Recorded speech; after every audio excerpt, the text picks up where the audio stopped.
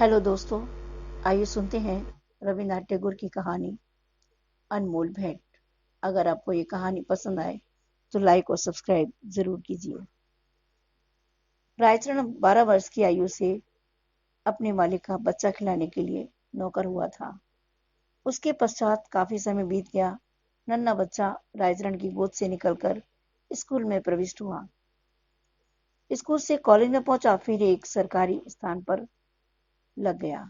किंतु रायचरण अब भी बच्चा खिलाता था। यह बच्चा उसकी गोद के पाले हुए अनुकूल बाबू का पुत्र था।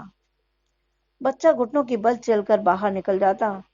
जब रायचरण दौड़कर उसको पकड़ता तो रोता और अपने नन्हे नन्हे हाथों से रायचरण को मारता। रायचरण हंसकर कहता, हमारा भैया भी बड़ा होकर जज साहब बनेगा। जब वह रायचरण को चन्ना कहकर पुकारता तो उसका हृदय बहुत हर्षित होता। वह दोनों हाथ जमीन पर टेक कर घोड़ा बनता और बच्चा उसकी पीठ पर सवार हो जाता। इन्हीं दिनों अनुकूल बाबू की बदली पद्मा नदी के किनारे एक जिले में हो गई। नए स्थान की ओर जाते हुए कलकत्ते से उन्होंने अपने बच्चे के लिए मूल्यवान आभूषण और कपड़ों के अतिरिक्त एक छोटी सी सुंदर गाड़ी भी खरीदी। वर्षा ऋतु थी, कई दिनों से मूसलाधार वर्षा हो रही थी। संध्या का समय था। बच्चे ने बाहर जाने के लिए आग्रह किया। रायचरण उसे गाड़ी में बिठाकर बाहर ले गया। खेतों में पानी खूब भरा हुआ था।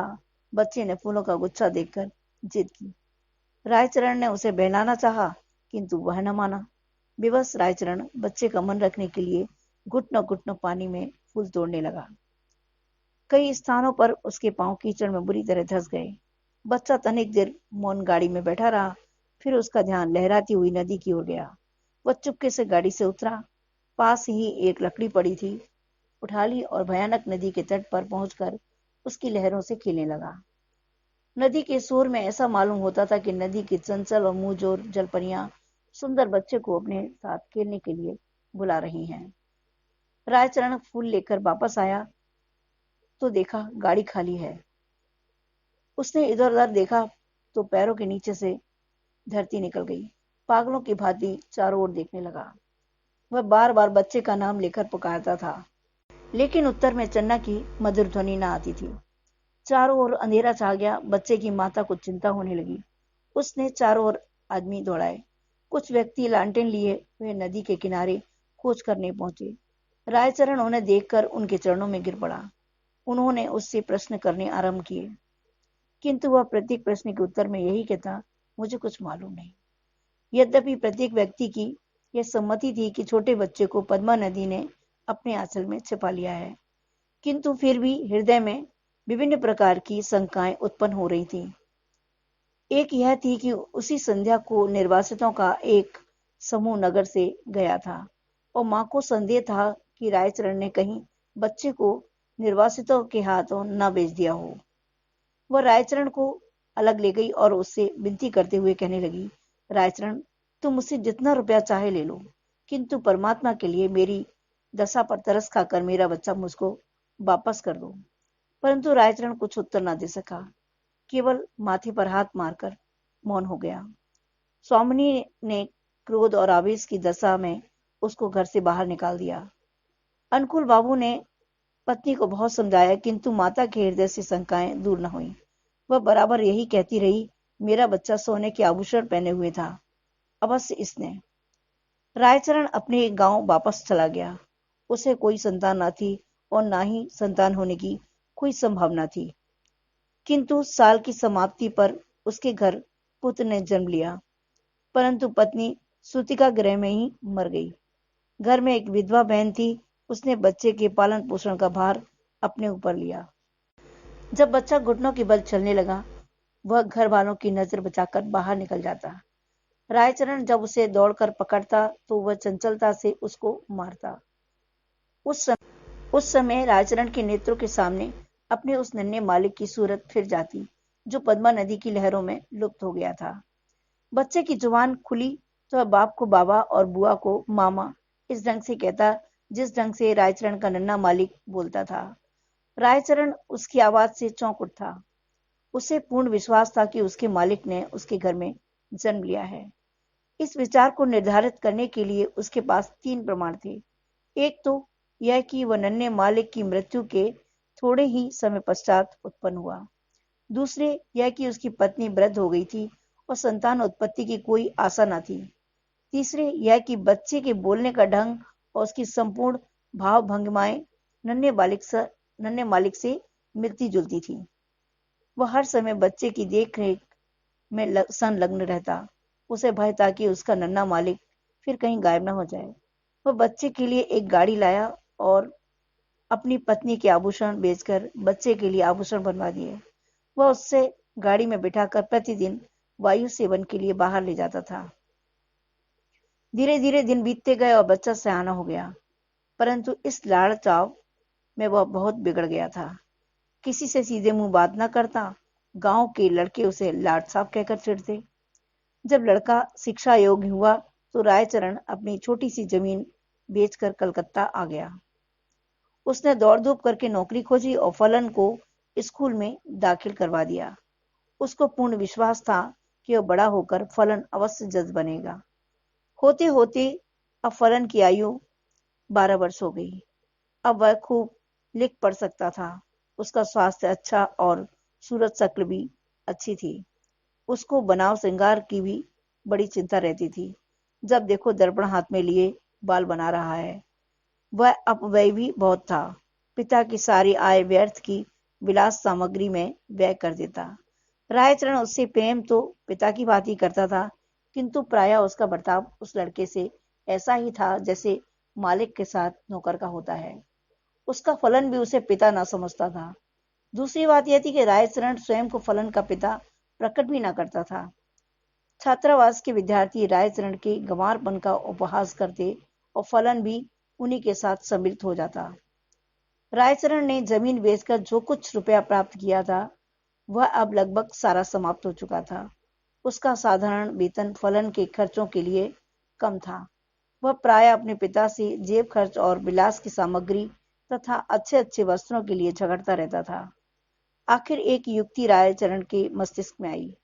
उसने नौकरी छोड़ दी और उसके पास जो कुछ शेष रुपया था फलन को सौंपकर बोला, फलन में एक आवश्यक काम से गांव जा रहा हूं। बहुत जल्द वापस आ जाऊंगा। तुम किसी बात से घबराना नहीं। रायचरण सीधा उस स्थान पर पहुंचा जहां अनुकूल बाबू जज के ओहदे पर लगे हुए थे। उनकी और कोई दूसरी संतान न थी। इस कारण उनकी पत्नी हर समय चिंतित रहती थी। अनुकूल बाबू कचहरी से वापस आकर कुर्सी पर बैठे हुए थे और उनकी पत्नी संतानोत्पत्ति के लिए बाजारू दवा बेचने वाले से जड़ी बूटियां खरीद रही थी। काफी दिनों के पश्चात वह अपने वृद्ध नौकर रायचरण को देखकर आश्चर्यचकित हुई। पुरानी सेवाओं का विचार करके उसको रायचरण पर तरस आ गया और उससे पूछा, क्या तुम फिर नौकरी करना चाहते हो? रायचरण ने मुस्कुराकर उत्तर दिया, मैं अपने मालकिन के चरण छूना चाहता हूँ। अनुकूल बाबू रायचरण की आवाज सुनकर कमरे से निकल आए। रायचरण की शक्ल देखकर उनके कलेजे का जख्म ताजा हो गया और उन्होंने मुख फेर लिया। रायचरण ने अनुकूल बाबू को संबोधित करते कहा, सरकार, आपके बच्चे को पद्मा ने नहीं बल्कि मैंने चुराया था। अनुकूल बाबू ने आश्चर्य से कहा, तुम ये क्या कह रहे हो? क्या मेरा बच्चा वास्तव में जिंदा है? उसकी पत्नी ने उछल कर कहा, भगवान के लिए बताओ मेरा बच्चा कहाँ है? रायचरण ने कहा, आप संतोष रखें, आपका बच्चा इस समय भी मेरे पास है। अनुकूल बाबू की पत्नी ने रायचरण से अत्यधिक विनती करते हुए कहा, मुझे बताओ। रायचरण ने कहा, मैं उसे परसों ले आऊंगा। रविवार का दिन था। जज साहब अपने मकान में बेचैनी से रायचरण की प्रतीक्षा कर रहे थे। कभी वह कमरे में इधर उधर टहलने लगते और कभी थोड़े समय के लिए आराम कुर्सी पर बैठ जाते। आखिर 10 बजे के लगभग रायचरण ने फलन का हाथ पकड़े हुए कमरे में प्रवेश किया। अनुकूल बाबू की घरवाली फलन को देखते ही दीवानों की भांति उसकी ओर लपकी और बड़े जोर से गले लगा लिया। उनके नेत्रों से अश्रुओं का समुद्र उमड़ पड़ा। कभी वह उसको प्यार करती, कभी आश्चर्य से उसकी सूरत तकने लग जाती। फलन सुंदर था और उसके कपड़े भी अच्छे थे।